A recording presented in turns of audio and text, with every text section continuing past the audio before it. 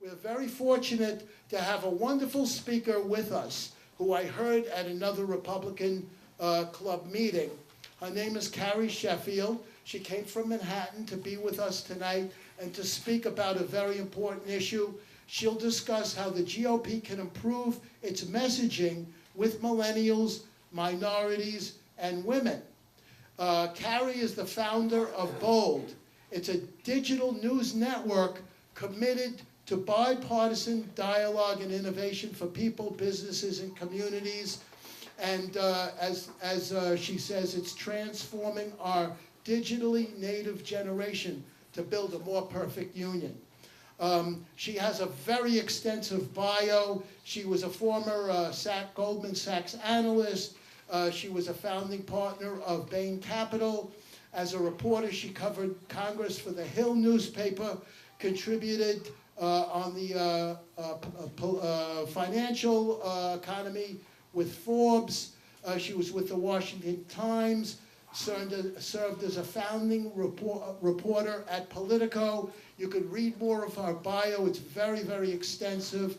She's really been around the block. A lot of great experience.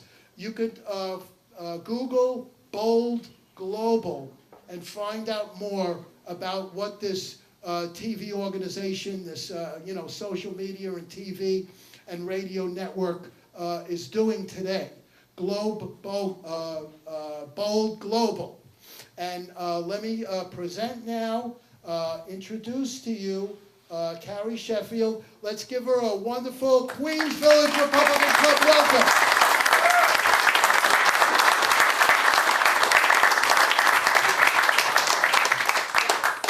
You guys hear me? I'm a little short, but don't let that fool you. One correction, my former boss was a partner at Bain Capital, so I researched for him. He's now a scholar at AEI. I would very much recommend his work to you all.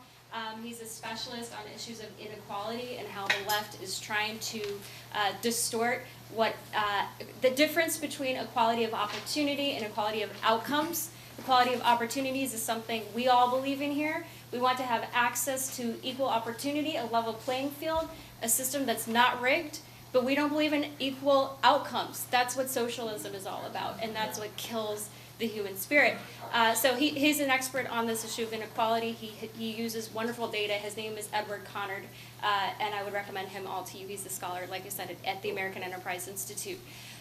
So thank you, Phil, so much for inviting me. I'm excited to be here and talk about our problematic groups that should be our strong points as a conservative movement.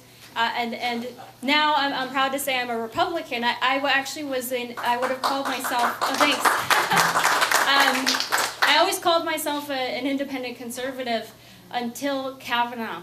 And I gotta say, I know the data says that as a woman, that Kavanaugh actually tended to hurt Republicans with women, but for me, it really galvanized me, in part because I have 5 brothers who I deeply care about, and to know that if one of them was accused of something that was completely contradictory to everything I knew about them, that there was a party that believed that the Magna Carta, the most basic human rights to trial and evidentiary process, that party, the Democratic Party, didn't believe those basic rights anymore, and I just could not stand on the sidelines anymore, and I decided to become a Republican. So this is my first Republican event, so.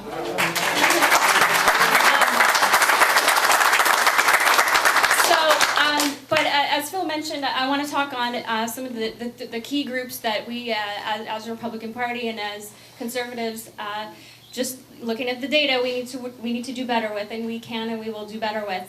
In particular, women, minorities, as well as women. I'm like, women, minorities, and millennials. Sorry. And these are groups that we work with a lot, as Phil mentioned, on our digital platform, Bold TV. And I'm actually proud to say, Brandon Straka, who will be speaking, he actually came out as a conservative for the first time on Bold TV. So we are a place where we are cutting edge, in terms of reaching people in new ways and having that dialogue. Because we are bipartisan, it's really a good way to just open the tent. And I find that from a messaging standpoint, that's the way to speak to a lot of people, is to have a conversation with them. I think so often we're concerned about just overwhelming someone with facts, when a lot of times a voting decision is a combination of your gut and your head, or your heart and your head. And so to communicate in a way that is effective with these groups of women, minorities, and millennials, that's really, from my perspective, about winning. And I know sometimes, like for example, I wrote an op-ed after the House fell to the Democrats last fall, and it was in particular looking at women, and it's a problematic situation. We had 23 House Republican women before the election, and now we only have 13.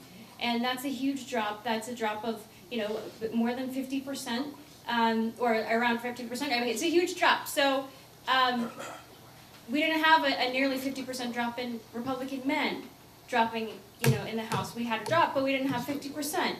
We're approaching that direction. So this is a huge problem in terms of the gender gap as well, in terms of how to reach women.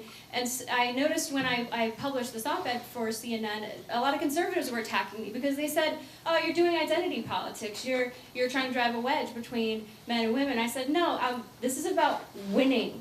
I want to effing win. So stop telling me that I am being identity politics when it's really about messaging." And if we believe in the differences between genders and men and women, and you're telling me that you're going to communicate the same way and women don't like the way you communicate, then you're failing. That's losing. So it's not about identity bullshit, it's about winning. So that's what I would encourage folks in this room tonight, whether it's your wife or your daughter or the other women in your life, sisters, friends, whoever, think about how are you speaking to them? How are you communicating? And it's not about, again, it's not about identity. It's about winning. You want to win. You want to win their vote.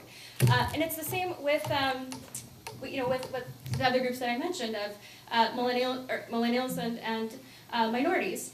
So I wanted to share a few points for each of these groups that I found to be effective and has helped people kind of change their mind, or at least think about things in a different way. And I do want to say, I was raised Mormon. I am now not Mormon. I am Christian. I am a believing Christian. I attend a Presbyterian church. But one thing Mormons are really good at is baptizing people and converting people. And one thing that I was told growing up was that they looked at their statistics of how good they are. And they said it took at least 7 different contacts before someone would be open to getting baptized. So I want to encourage you to plant those seeds, because you never know, if you're having one conversation, it might just be their first time. Maybe you'll get lucky and it's the 7th time, or however many times it takes for that person to be persuaded. But don't give up, don't lose heart. That's part of why I go on shows like Don Lemon, and I go on Al Sharpton's show. I go because there are persuadable people in that audience. If on Al Sharpton's show there are maybe, 600,000 people watching the show, at any given moment there might be 100,000 people who might be open to what I'm saying. So take heart in that and know that it's all about building relationships, and it's all about having positive, repetitive conversations and contacts with people who are inclined historically to not agree with you. So as it relates to, well, first of all, I do want to say I thought that our president's State of the Union address laid out an amazing roadmap for reaching all these groups, for reaching the whole country, and I just want to give a shout out to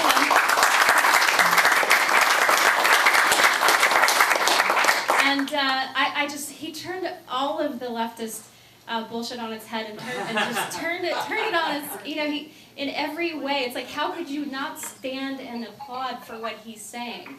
You're pretty, just stone-hearted individual if you can't stand, for example, and applaud for people who are finding redemption in their lives through the First Step Act. The First Step Act, those were some incredible moments where you had Alice Johnson, who had been convicted and sent to prison for this enormous sentence for a first-time nonviolent drug offense, and for her to be able to become a woman of faith and to minister people in prison and then get out And that was moving. I don't know how you could sit on your butt and not be brought to tears by that type of story. And that was the president's leadership in signing that law, and Jared Kushner was instrumental in this. But you really don't hear about that in the mainstream media. It's all drowned out by Mueller nonsense. But I thought that was an excellent, substantive policy that we as Republicans can turn to when for example, your African American friends are saying, well, this president's a racist, white supremacist, et cetera, et cetera. And it's like, well, then what kind of white supremacists would want to get more people out of prison, especially those from predominantly minority communities? And the other argument that I hear often is, well, a lot of these laws that the First Step Act are seeking to improve upon or become more compassionate. A lot of these draconian laws that were passed in the 80s, liberals like to say that was because of Ronald Reagan and he was racist. But in actuality, if you look at the information, I would recommend a book to you by Jason Riley. He's a black conservative. He writes for the Wall Street Journal, and his book is called Please Stop Helping Us, How Liberals Make It Harder for Blacks to Succeed. Brilliant data. And one thing he points about is these drug laws that were passed in the 80s, they were pushed for by the Congressional Black Caucus. And what they said was, you're racist if you don't clean up our communities. We need you to come in and help us. And so they were pushing for the crack cocaine disparity. And so just to have the twisted narrative to say that Republicans, because they were cleaning up these neighborhoods, were racist, when in fact these neighborhoods were actually begging for help, it is really one of those, it's the era of fake news, but we're all used to it at this point. But make sure that you respond with those facts. I found that Jason Riley, again, I would recommend all of his writing for thinking about these issues. And another thing that our president has been so good at is just so boldly standing up for everyone. And I think that African American men are starting to take notice. I mean, black voting for Mitt Romney, it was only 6%, and Trump got 8%.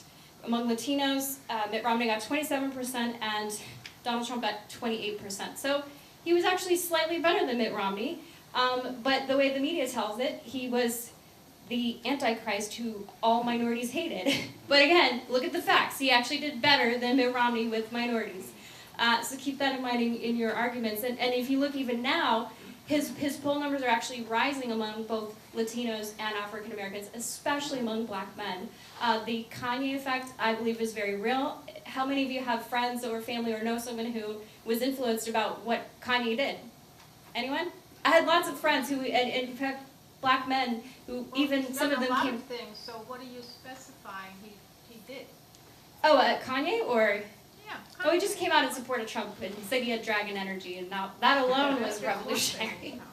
But just he was a very high-profile person, and a lot. I had some of my young black male friends who said, Kanye really changed the way I thought before Trump, and so the fact that he's endorsing Trump is opening the door for me.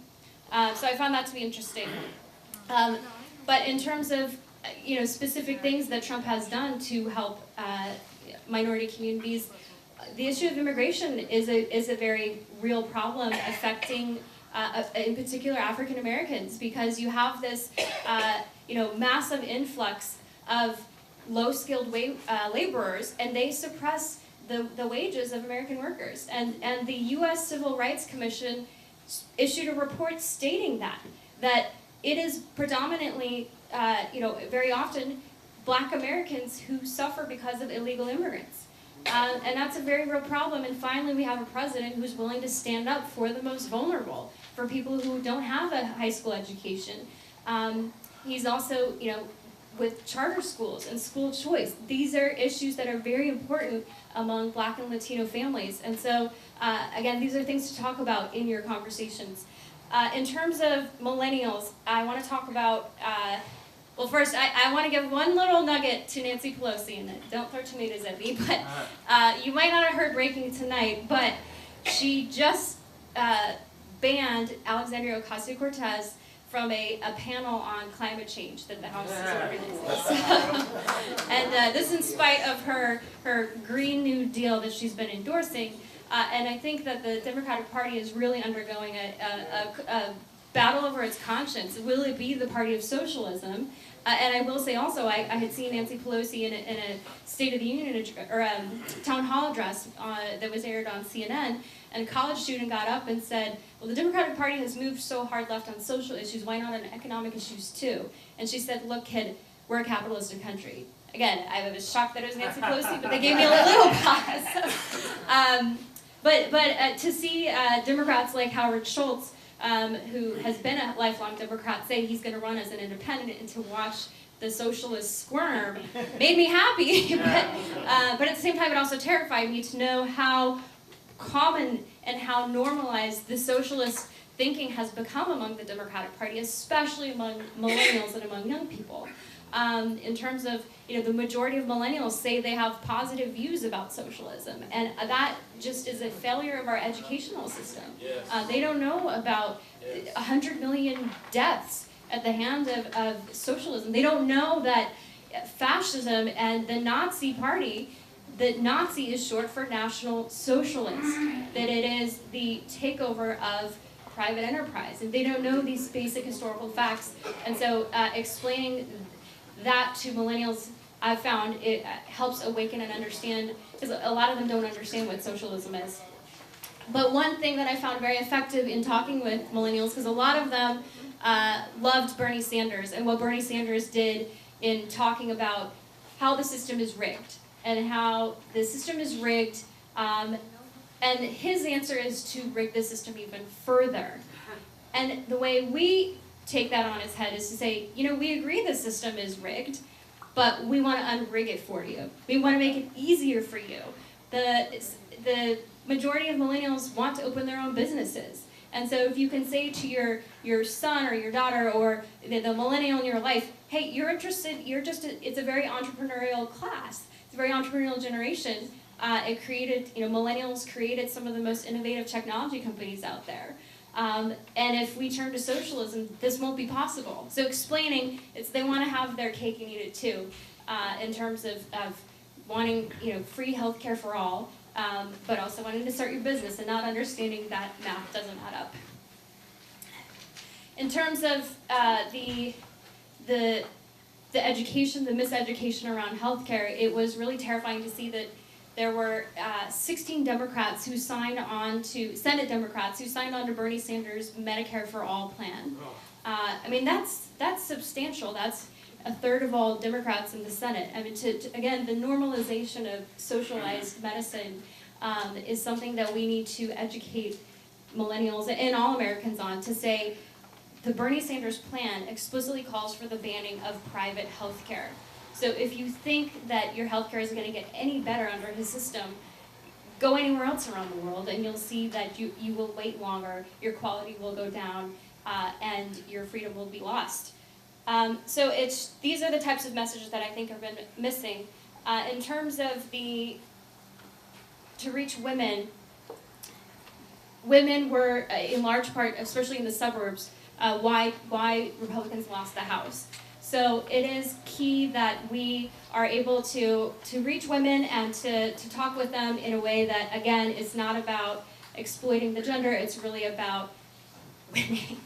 And a few points I found on reaching women include the fact that the way we talk about national security, the way that we talk about immigration as a national security issue, that's something that resonates with a lot of women.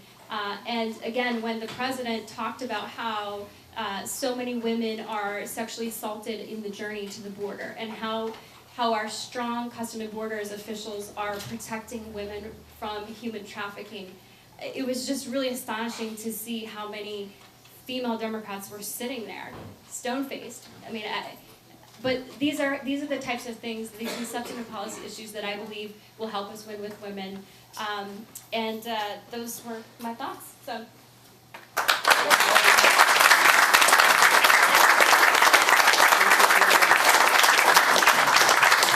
Thank you so much for that wonderful message, and relating it to our president's magnificent State of the Union address.